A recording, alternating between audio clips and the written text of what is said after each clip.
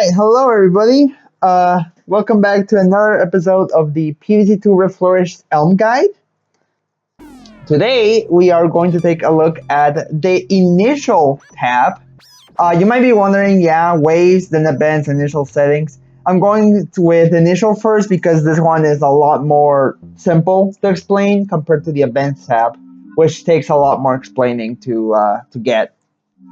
So let's just go over the initial tab first because usually what you will do, or well, what I will do with Elm is I will set up things here first. This whole row up here, I will set that up first. And then I will immediately go into the initial module because a lot of things in PvZ2 are handled in this window. So that's why we're going to be taking a look at all of it right here. And I'm just realizing I forgot to change the version to Reflourished, so let me do that real quickly. Because there are some Reflourished exclusive features that are accessible through the initial tab here. So, now that we have the initial module here, it's pretty long, but it's pretty simple to understand. So, let's go from top to bottom. First, we have the initial module manager. What this page is basically a bunch of modules that you can change or add stuff to. This section mainly handles grid items that will appear at the start of your level. Let's take a look at this grid, for example. This grid right here is basically the entire lawn. From x0 to x8. This is basically the first tile to the left, then 2, 3, 4, and so on. You should go 1, 2, 3, 4, 5, 6, 7, 8, 9 in that order. And then all the columns, column 1, 2, 3, 4, and 5, like that. Very simple to understand here. And you can also click this this plus sign over here to open up extra rows here. You usually won't use these. These are mostly for like custom grid items or other things. You just want to focus on this. This is the main part. This is where you'll be adding all of your grid items. So if we click on one of these tabs, you're going to see that a list of grid items will pop up. These are all of the usable grid items in Reflourished. So in the public codenames list, you'll also find a ton of the grid item code names in here, including all of the Collisionous Carnival stuff, since that isn't added in Elm yet. And even some of the April Fool stuff is in here. Basically what this does is you click on the list, and you choose a grid item, let's say the Greystone tutorial, and it'll be added. Now you might be wondering what all these other spots are. Well, you can stack grid items, but I would not recommend doing that, mainly because it looks really janky. The most you will be using this for is for adding a tile, some sort of tile grid item, such as the power tiles from Far Future. You can add them through here. And then you can stack other stuff on underneath that, or you can stack other grid items like this. But again, I don't recommend doing this. Usually just keep it to one per tile. It's pretty straightforward setup here. There are some plant grid items. Some of these work. Some others will eventually fade, like the lava or the sap. And then there's also portals here. I don't recommend spawning these in, because the portals will immediately open upon entering the level and they will spawn zombies, and that can cause a lot of issues. So just don't touch these. Don't touch the portals. Plant stuff, probably don't touch it. Anything else up here is probably fine to use. Stuff like the scarecrows, for example, you can put them in here. Moving down here, we have mold colonies. This is a module specifically for mold colonies. As you can see, if I click on one of these, it's going to give you a warning. Mold colonies will not work unless level objectives is enabled in settings. This is very important, otherwise the module will straight up not work. That is something that you configure in settings here. We'll get to that soon. All you want to do for now is just tap this if your level has more colonies. As you can see, the objective will be added there. If you're going to have more colonies, enable this level objectives in settings, and you should be fine. You can add whatever layout of more colonies you want in here. Pretty straightforward. Again, it says 0, 0 here or 0, 1. This is the this X and Y setup is what PvZ2 uses to determine the tiles. You can just take this as like the first column, the second column, the third column, and so on in game. And if you're having trouble visualizing that, you can just use your use an in-game image or a lawn image to get the idea of the grid in game, so that you can set up stuff however you want it. Let's take all of these mold out for now and disable that. Moving on to the plants, we got initial plants here. It says here add _F to the end of a plant name to create an ice block. This will basically give you the ability to add plants into the level already pre-placed. Very useful if you want to, like, say, have a I don't know, a tall nut here, for example. You could put a tall nut here. Where is it? Where is it? There it is. Tall nut. And if you want to add ice blocks, you can very easily just add, say, Pawcraft here, and as you can see, it'll turn blue, telling you that it is frozen. Or you can do what the what it says here. Just type _F, and it'll become frozen. Oh yeah, one more thing that I did not mention. You want to keep in mind that this and this are two different modules, but they can stack up on top of each other if you are not careful. Like if I put a gravestone here and I have a tall nut in that same spot, the two items, the two things will stack on top of each other in game. So you definitely want to be careful and not do that. So make sure you're always looking at every section here to ensure that you don't stack things on top of each other, because that's gonna look really weird in game. Okay, initial dead plants. This is basically for intensive carrots minigame. Altverz calls it stage insurance.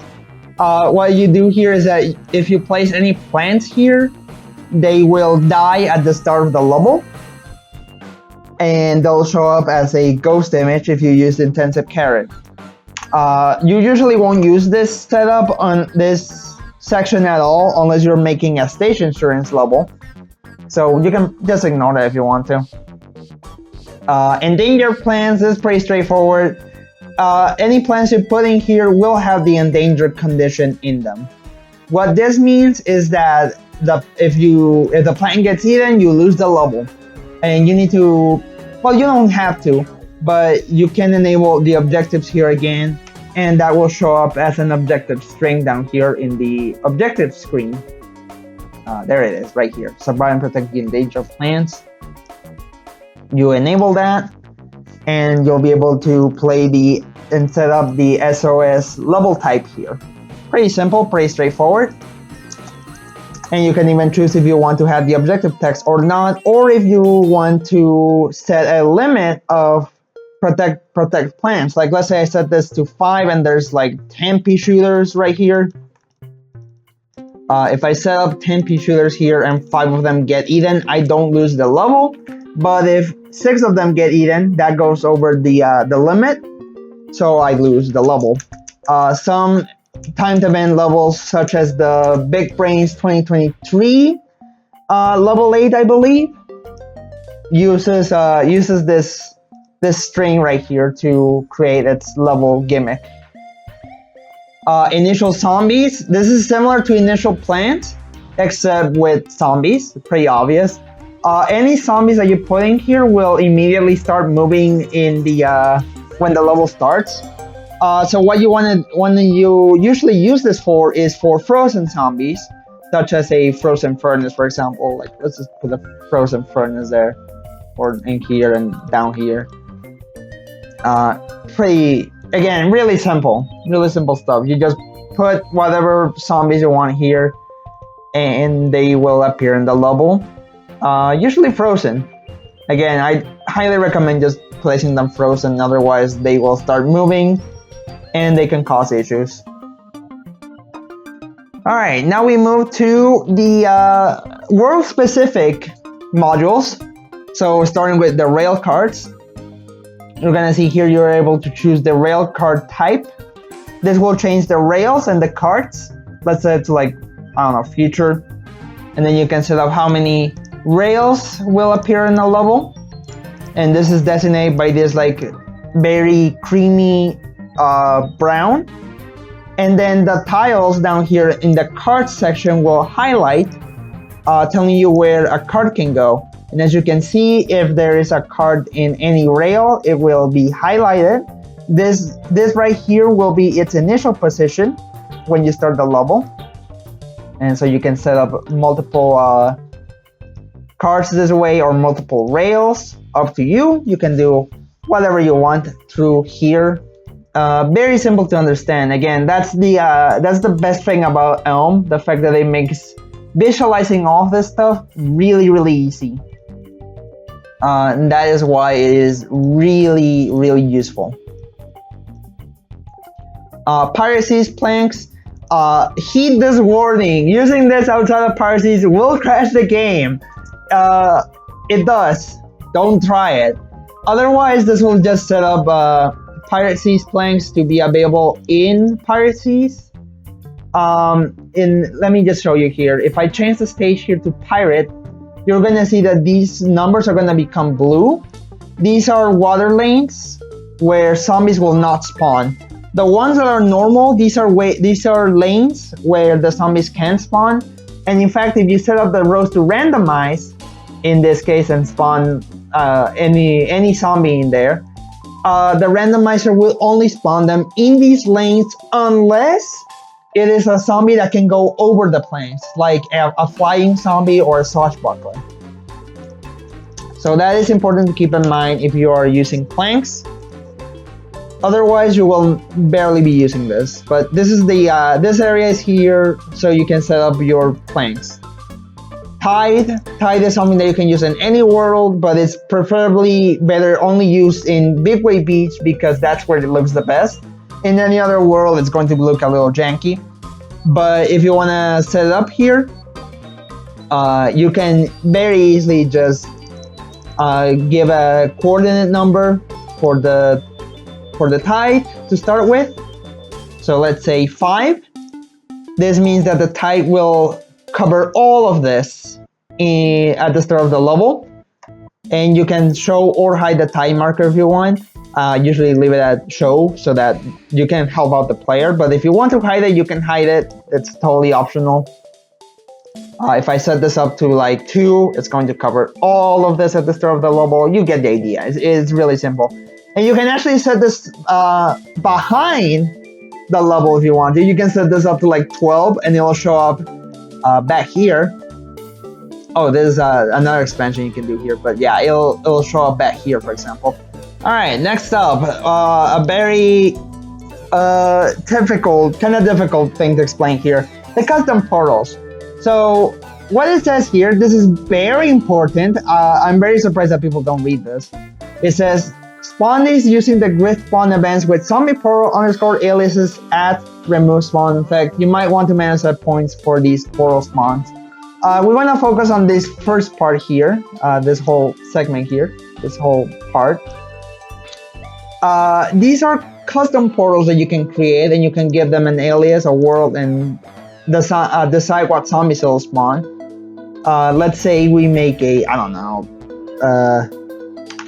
Elm example portal, and we can set this world here. The world thing is very important for Reflourished because we cannot actually add any new world images to portals. So what we do is that we create a new pop animation, or pop anim short, for the world that we want to spawn. I'm going to flash on screen what each world means and how you can change the world image.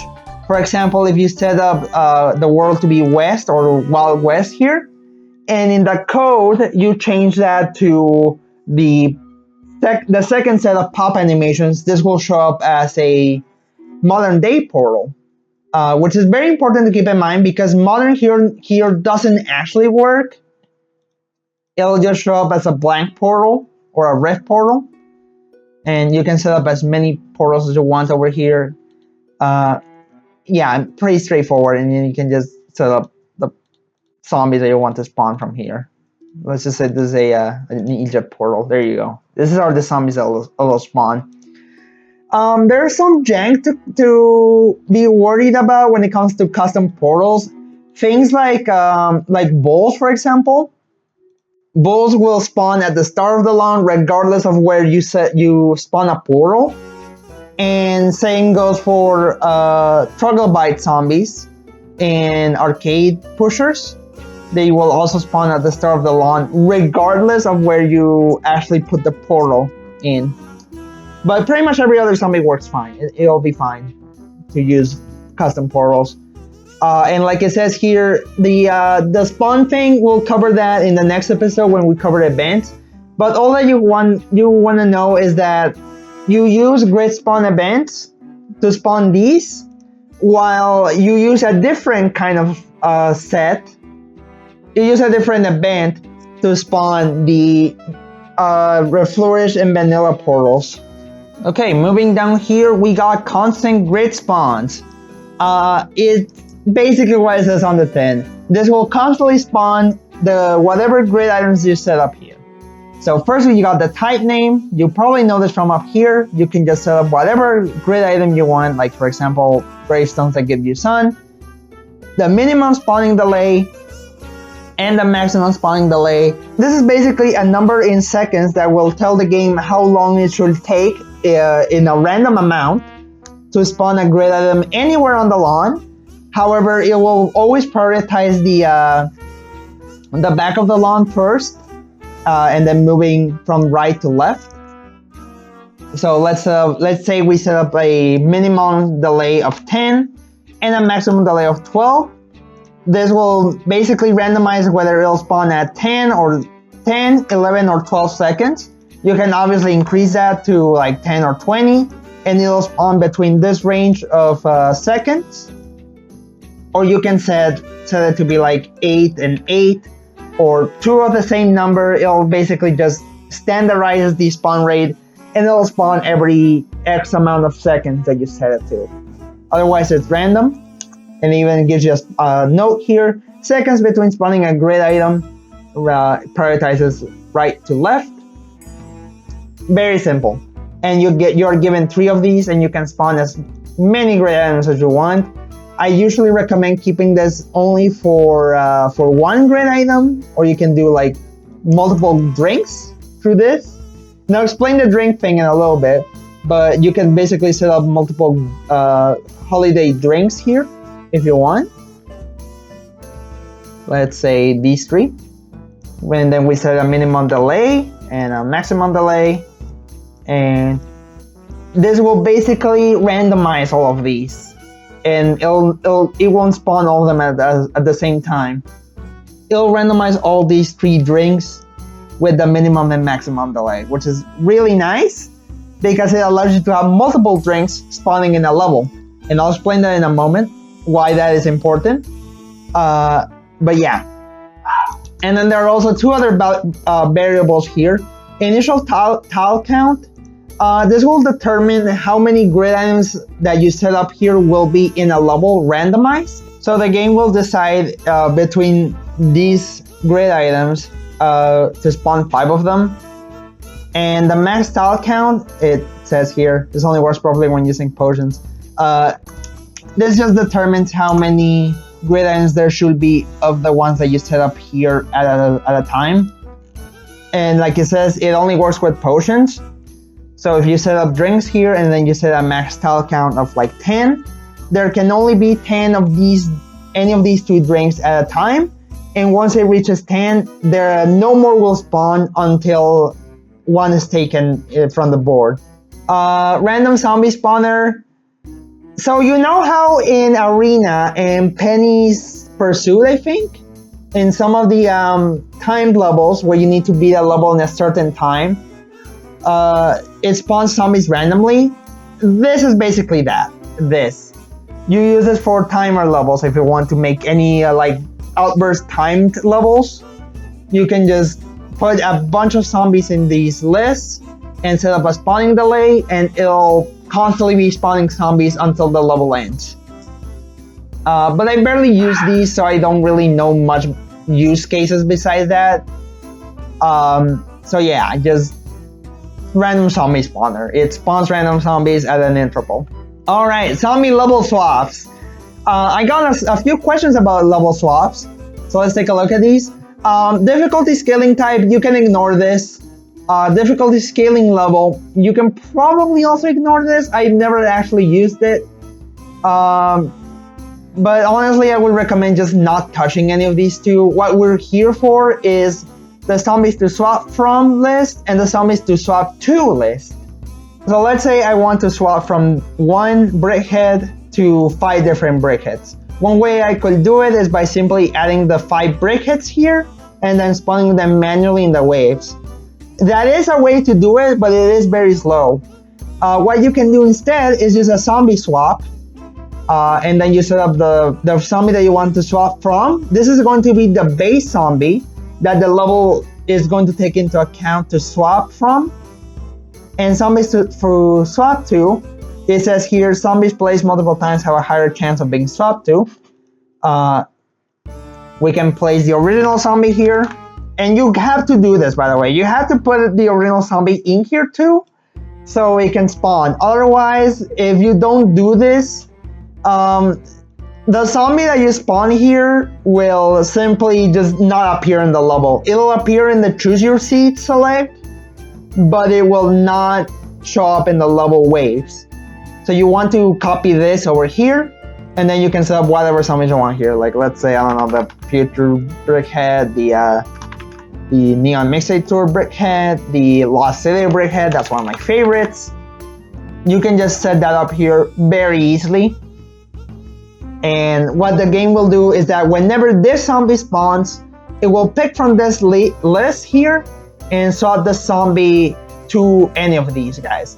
And it can be any zombie. Literally, you can have an imp swap to a Gargantua if you want to. Like, you can set up an imp here, and then like the note set here, you can put imps multiple times here, but then you can put a single instance of a Gargantua here, and there is a very small chance that one of the imps will turn into a Gargantua.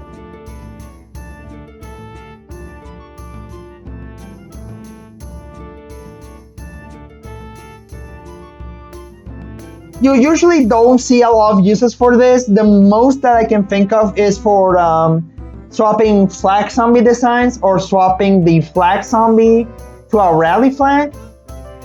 But it is here if you want to use it. Its biggest use case is actually for custom zombies. You set up the custom zombie codename here, like, I don't know, custom zombie at. Actually, you set it over here. You set the custom zombie code name over here, and then you set the zombie to swap from, like, I don't know, camel.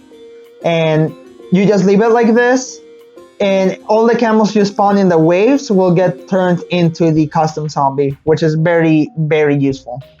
It's a very useful way to put the zombie to show up in the choose your seats, actually. And now we get to the Reflourished specific modules. They're all down here. First we have Special Zombies Scuba.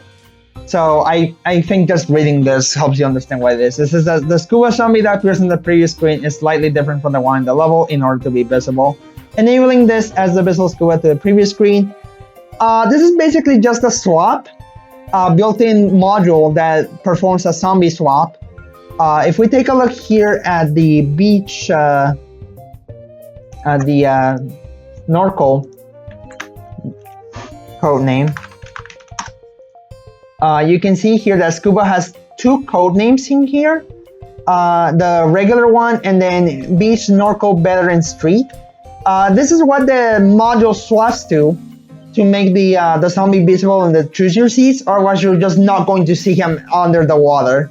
Like, I'm genuinely serious, you literally will not see him.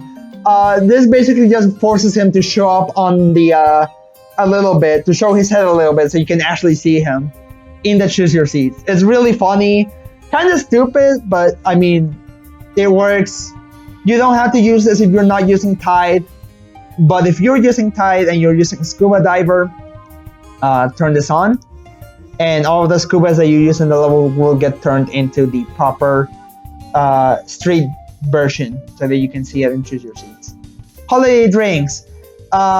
This is basically a list of modules that handle the holiday drinks.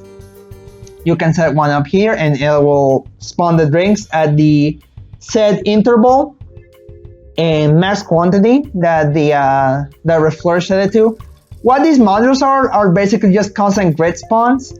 But if you're going to use holiday drinks and you're not going to change them at all, just use the modules.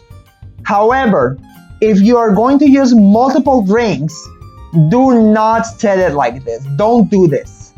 This is a no-no. And the reason why is because these are counted as separate constant grid spawns.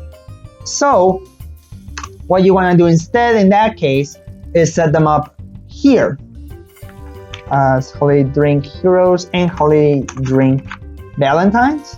You set them up here, and then you set the minimum spawning delay and the maximum spawning delay, and it'll randomize between these two.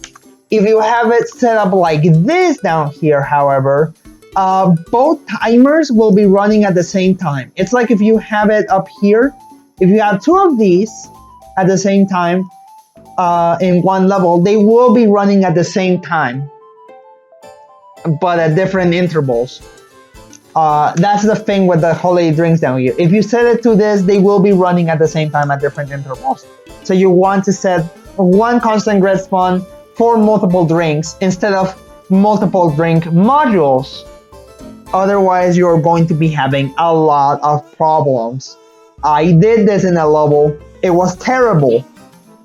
So don't do it. But using one module here works fine. It works as intended. So do that. And again, all the Reflourished values will be set here. The drink type, the maximum count of drinks, and the spawn intervals will all be set through these modules. But if you're using multiple grid items, use these. Okay? If not, I'm going to flash it on the screen with text so that you can pause and read it at your own pace so you can understand it. Alright, seam sewers. I also got asked about this. Seam sewers are very simple to set up here. So if you click on one of these, you're going to see A through E. So let's set up an A, a B, and a C. Something important to note here is that if you set up multiple of a letter, and then you try to do a steam sewer spawn in the level, the game will crash. So you only want to have one type of sewer in any given level. And again, you like any other grid item, you can set these wherever you want. Be mindful of the stacking thing. That can and will happen if you're not careful. So make sure you are aware of that. But you can set up to 5 sewers in here through this system, through A, B, C, and D. And when you go into the events tab here, I'm going to showcase this right now because it is important. When you set up the steam sewers here, you'll be able to set up whatever zombies you want to spawn from which sewers and at which time intervals. But yeah, this is definitely more of a an events episode tab concept than initial. For now, all you have to be mindful of is you can only have one of each letter in the level in whichever pattern you want. You can set them up here if you want to. But yeah, this is basically how the sewers are handled now. So A, B, C, and D, and E. You set them up here, one of each type. So yeah, And finally, Steam Blueprints. This is just a module that enables the Steam Blueprints objective. You set up you set this up here, like this, and that's it. And whenever a Steam Aegis backward zombie walks up to them, you lose a level. Very simple, very straightforward. And again, you want to enable this, the level objectives in settings, so that you can have the objective displayed here.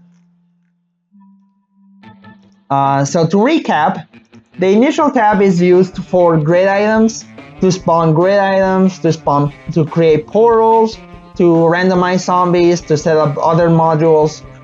Very straightforward stuff, very simple to understand.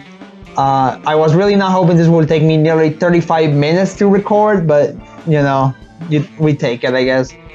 But yeah, a lot of your time will be spent up here, and all of these other modules are edge cases depending on what your level needs or what you want to do with your level. But it is important to know what each one does, so that you don't get confused, or you accidentally create something bad, or that straight up crashes the game, because it can happen. Alright, well, with that said, I'm going to leave it off here. Thank you all for watching. I hope this guide helped you. If you have any questions, please leave them in the comments. I'll get to them when I can. And I'll see you all in the next episode. Goodbye.